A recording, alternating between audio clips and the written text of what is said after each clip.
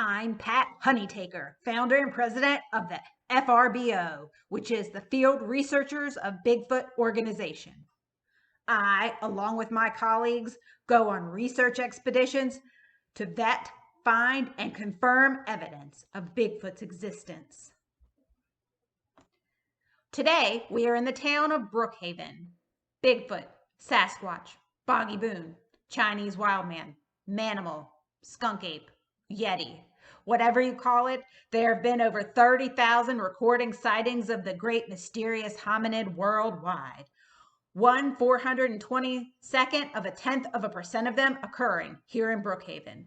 With those stats, we knew we had to come here right away and talk to the people of Brookhaven.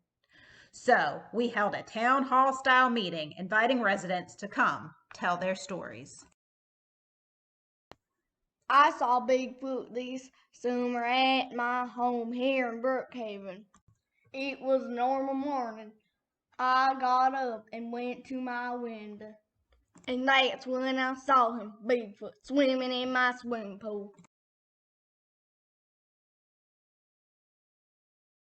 I was in total shock. I couldn't believe what I just seen.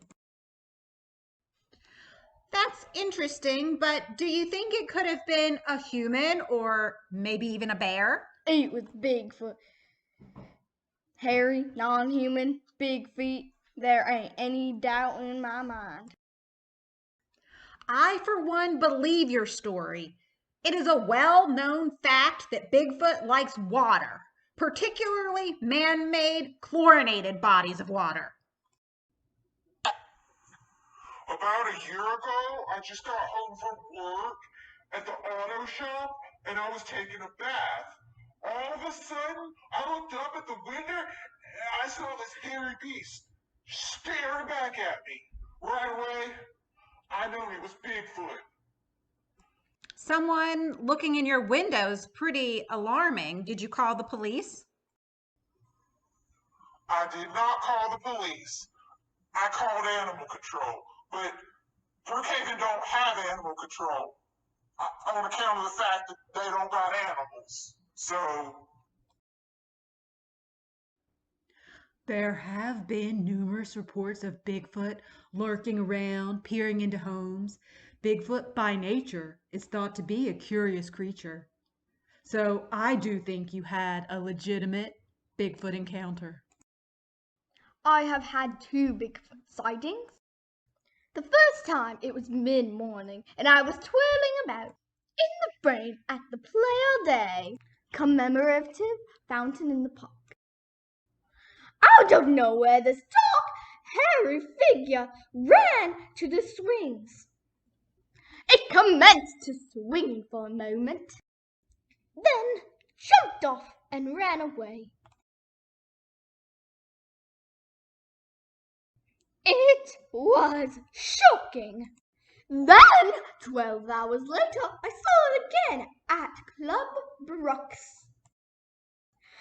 At first, he was sitting there drinking a bottle of water. But then, he got up and started dancing.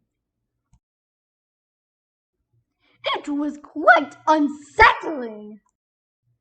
My reaction was, what? Twice in one day? Oh my goodness, I'm being stalked by Bigfoot. Your account makes perfect sense. Like many animals, a Bigfoot has the capacity to develop an affinity for another being and pursue them. At a nightclub? Seriously? Or maybe she legitimately has a human stalker with questionable hygiene. Our town hall meeting was a success. We got a lot of very useful information on very credible Bigfoot sightings from several downright unimpeachable characters in town. We know there must be a substantial Bigfoot population here. Brookhaven is an ideal habitat for Bigfoot because of the remote mountainous terrain, its proximity to a water source, as well as its proximity to the only wildlife in town at the Brookhaven stables. About Pat's theory on the stables. I went yesterday and talked to the owner of the stables. We have 0 reports of unusual activity. No complaints, no missing horses, nothing. Today we are going to explore the mountain to see what kind of Bigfoot evidence we can gather. Mountains are notoriously popular habitats for Bigfoot. Okay, guys, it's getting close to sundown, which is known to be an active time for Bigfoot. While it does make sense that an elusive creature would select a remote, otherwise uninhabited place to live, there are literally no trees on this mountain. No shelter, nowhere to hide, nothing. So, if anything, a creature of any sort there would be completely exposed. I'm not buying it. I spend 363 days a year on Bigfoot expeditions, so yeah, that's really all I have to say.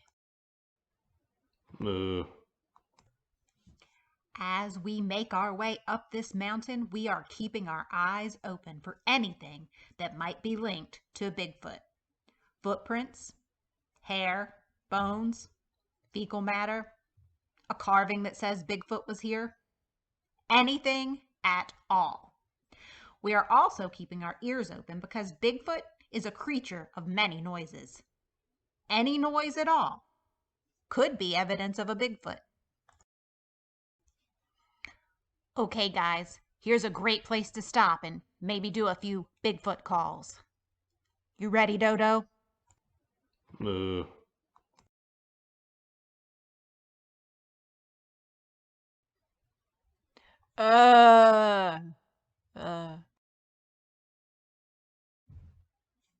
Biff?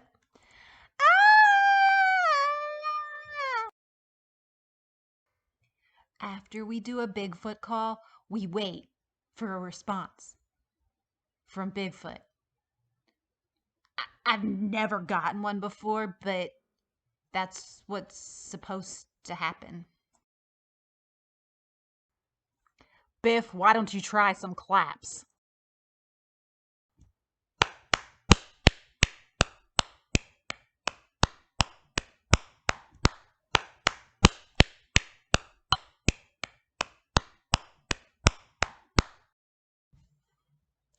Now let's see if Bigfoot claps back.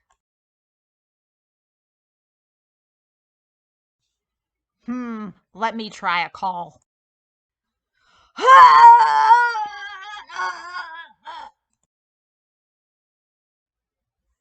Now we wait for a response. No response. That's exactly what Bigfoot would do. Hey, what's that on the ground? Is it a Bigfoot footprint? No, it's a shoe print. It looks like it says, I don't know, maybe Timberland on it? Probably from someone's hiking boot. Or maybe Bigfoot has evolved into wearing footwear. It's a human shoe, Pat. Come on, let's go. As we leave Brookhaven, I know that Bigfoot most definitely lives on this mountain. The evidence is there. Whoa, what's that? Do you guys see that? Truth. Must find truth.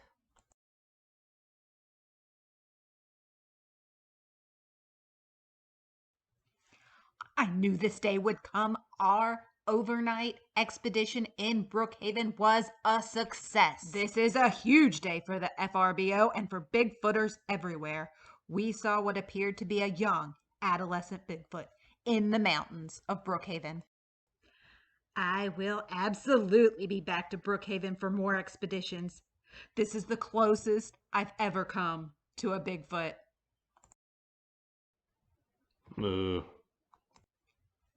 That was a lady. I can't be the only one who saw that, right? Is she living up there? We really should call the police.